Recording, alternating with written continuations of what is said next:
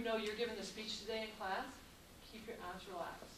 Just keep your abs relaxed. You're going to tighten on you, and you just keep relaxing. Second tool is what I call curves of life, perfect posture. Some of you are sitting up pretty good, but some of you are new to, right? Are you coming to my class? Where's Christian this morning, by the way? Sleeping. Didn't think you needed this. What else do you expect? So, curves of life, perfect posture. You have a curve in your neck. The first one I'm going to talk about is called your cervical curve. Okay? Feel back here. Feel the base of your skull. And you'll feel that bone. Feel that kind of roundish bone in there. And then feel the top of your spine. And you'll feel another kind of big bone jutting out there. Between those two bones should be a nice curve like this, 42 degrees. After years of working on computers and laptops and playing violin for 42 years, my neck went like that. So instead of 42 degrees, I was actually 10 degrees the other way. Something called forehead syndrome. Very nasty. When you leave here today, watch how people are walking around, especially with phones. Yeah. And then they sit down with their laptops. How much time are they spending with their head down like this? It's a lot. So this is your cervical curve. It's a curve of life. Second curve is here, lumbar curve. So feel back there and slump forward and feel it flatten out. And then engage the curve. You'll feel the ridges. Those are the tenderloins, by the way. Anybody like venison here? Okay. Those are your tenderloins. Do you feel them? When you're slumped over, you don't feel that. When you're up like this, you can feel the ridges. Okay? So those are your two curves of life. Anybody sleep in class?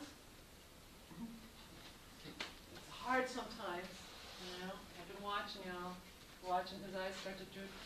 You know, these two curves, if you engage them when you start your class, you'll be much better off. Because now you're electrically alive. I was working with this football player, one-on-one. Ugliest kid you ever seen in your life. I mean, bar none. So we're sitting together. I'm not going to tell you who he is. So we're sitting together, and I get him to sit in his curves of life, and it took my breath away. The kid was so handsome. Unbelievably handsome. Just the other day, I'm working with a cross-country kid. Just spur of the moment at a cross-country meet, he was having trouble breathing.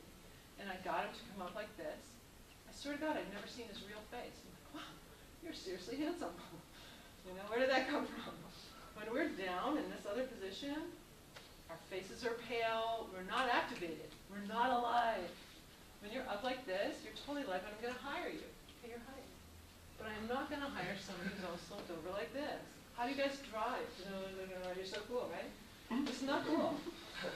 This is not cool. I had a kid, had a long commute, another hockey player, long commute to college. And he changed his seat in his car because he was falling asleep at the wheel. And he admitted this to me because his commute to college was so long. So he changed his seat, got into this, and he never falls asleep. Doesn't happen. Thank God. You know, so curves of life, very, very important. Why is it a tool for stress? Well, I'm a violin teacher. My violin students play it along like this, right? And they make a mistake. They go, oh, crap. And all their energy just dives right into the floor. Then if their heart rate goes and they release that adrenaline, what happens? They can't remember their P's. Their hands are all sweaty. They're all uncoordinated now. I just say, pack it in and go home. Why try to even teach you now? Because you can't even function. So like, this is years ago. Well, what can I do so that my violin students stay present? They don't get all upset because they made the mistake, and I can work with them. Toast, you probably feel the same way. When a kid makes a mistake, you're like, toast, you're done. It's like, get off the ice. Now you can't do anything right. Oh, sweetie, there.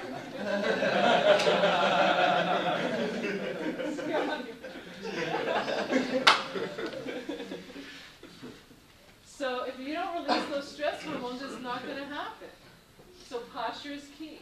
What I did with my students was I said, okay, don't dip over like that.